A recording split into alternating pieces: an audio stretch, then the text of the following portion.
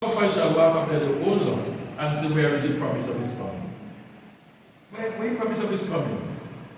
Peter reminds us that one day is the Lord that 1,000 years. He said 1,000 years as 1 day. So even though many scoff and suggest not coming, Peter tells us the Lord is not slack concerning his promise, as some men come slackness. He tells us the Lord is coming. So we must be faithful. And he tells us what would come. He says, we are not to be ignorant of this one thing, that one day is with the Lord 1,000 years. 1,000 years is one. The Lord does not concerning his promise, but as some men comes like but he's long suffering to us. Why? He long suffering, he's suffering long. And some people say, you think I know me there suffering? He'd be sick, he's and suffering. It is so that he's suffering long, and he will come today. He could have come last week. He could have come before you and me born. But he hold back his coming that we might born and we might be part of his blessing, his eternal blessing. So he's waiting long for us to come into the blessing. And he says, not willing that any should perish, but that all who come to repentance. But Peter tells us, it will come. The day of the Lord will come as a thief in the night. No matter what you say, what Peter says, it will come at the time appointed. What Paul says in Galatians 4:4, I quote it. Look at it. He said, but when the fullness of the time was come. God is a God of time. When the fullness of the time was come, God sent forth his Son, made of a woman, made under the law to redeem them who are under the law, that we might receive the adoption of sons. So God is doing everything with time. And when the time is right, he will send back his Son, the Lord Jesus. That's why Jesus said, no man know of his coming. He said, not even the angels of heaven. He said, but my Father only. My Father only.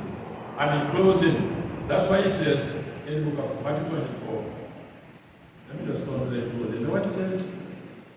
Jesus told the disciples on the mount, when they asked, what shall be the sign of your coming and of the end of the age, he gives them clear definition, as I mentioned some before.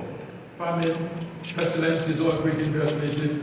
See, all these are the beginning of sorrows. But he says to them in verse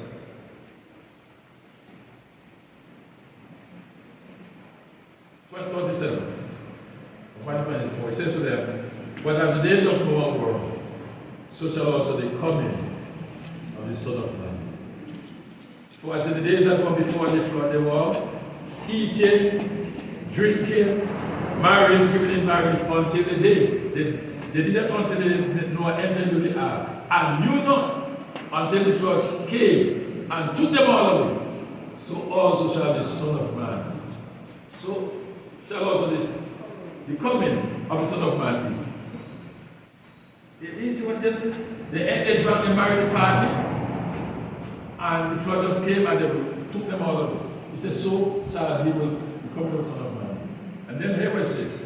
Hear what it says. Two shall be in the field, one thing on the other left, two men grind on the mill, one thing on the other left. Watch therefore, for you know not what way Lord will come. In verse 44, he said, therefore be also ready.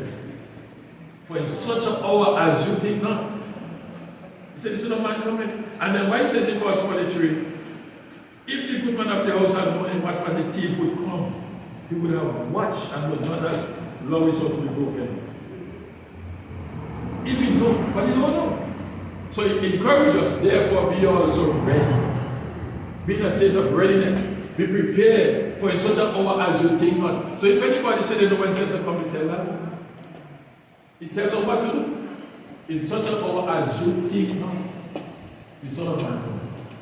So then he said, who then is a wise and faithful servant? Do your master's will. Do your master's will, because he's going to reward you when he comes. He said, blessed is the servant whom his Lord when he comes to find you. Verily I say unto you that he shall make him ruler over all his good. He shall rule over all his good. So there are those who scoff, there are those who serve the Lord and they will scoff, say the Lord not coming and give up the task. As the sister said. But he said, if the evil servants are saying, I like the is coming. And he began to smite his fellow servant and to eat and drink with the drunken. The Lord of that servant shall come in a day when he looketh not for him, and in an hour in which he is not aware of. and shall cut him asunder. And appointed with the hypocrites there shall be weeping and gnashing of teeth. Let us not give up the Lord's service. Let us not say the Lord is not coming, so don't be that man. What you put Saturday? Go back and run shop and pull up with the boys again. Go back and gamble then and pull up with the boys again. Jesus warns us of that. He warns us of that. Peter warns us of that. He said we should not fall from our own steadfastness. He said, we know this thing, be diligent. Because in such an hour as you think now, the Son of Man